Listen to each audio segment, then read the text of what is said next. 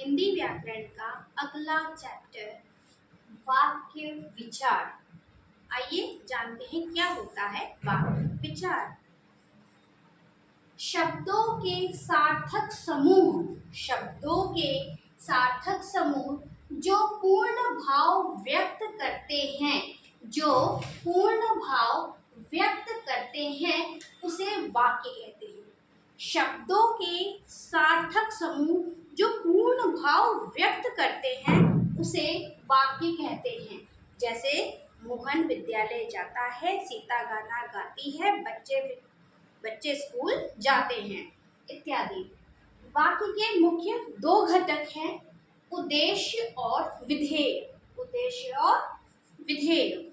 उदाहरण, मोहन पढ़ता है। मोहन पढ़ता है तो मोहन उसमें क्या है? उद्देश्य, और पढ़ता है वाक्य विधेय है। अर्थात उद्देश्य, यदि जो कर्ता होगा, कर्ता को ही उद्देश्य कहा जाता है। मोहन पढ़ता है उद्देश्य, मोहन उद्देश्य है और पढ़ता है विधेय। उसी तरह राम के पिता का नाम दशरथ है। राम के पिता उद्देश्य है और का नाम दशरथ है, यह वाक्य का विधेय है। आते हैं नेक्स्ट, वाक्य के भेद। वाक्य दो प्रकार से बांटा गया है, एक रचना के आधार पर और एक अर्थ के आधार पर। रचना के आधार पर सरल वाक्य, संयुक्त वाक्य और मिश्र वाक्य। अर्थ के आधार पर विधान सूचक, निषेधवाचक, आज्ञार्थक, प्रश्नवाचक, इच्छावाचक, विस्मयादिबोधक, संकेतवाचक और संदेहवाचक, इनके आपके वाक्य के भेद हैं। आइए इसको विस्तार से एक एक करके जानते हैं वाक्य के भेदों को रचना के आधार पर।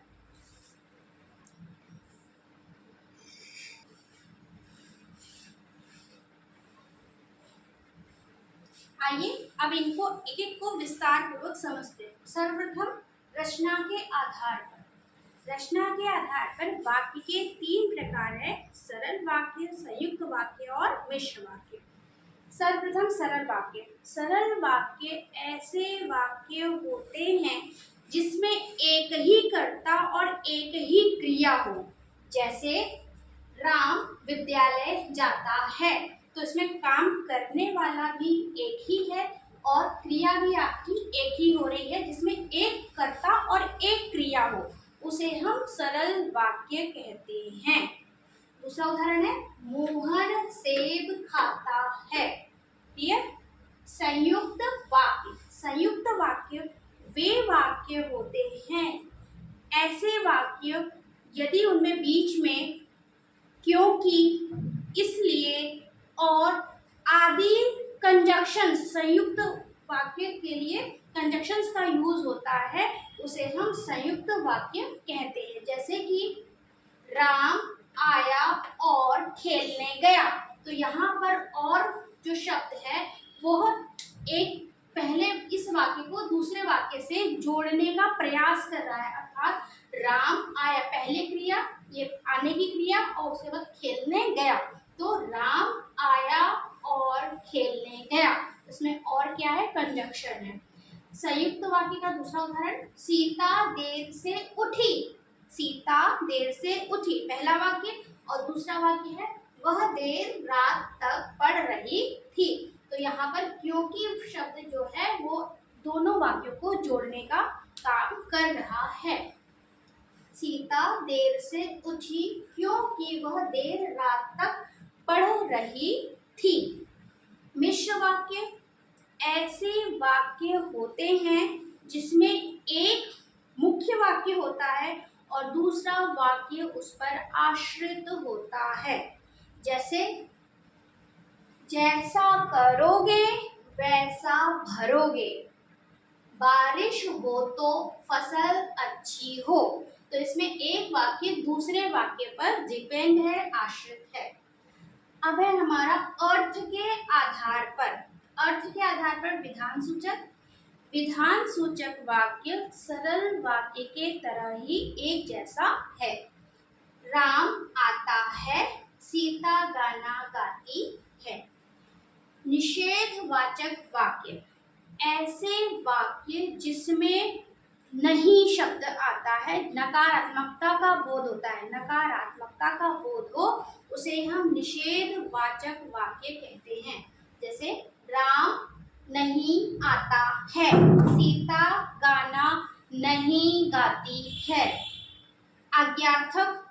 आज्ञार्थक वाक्य ऐसे वाक्य होते हैं जिसमें किसी आज्ञा, अनुमति आदि दी जाती है। जैसे राम यहाँ आओ, सीता गाना गाओ।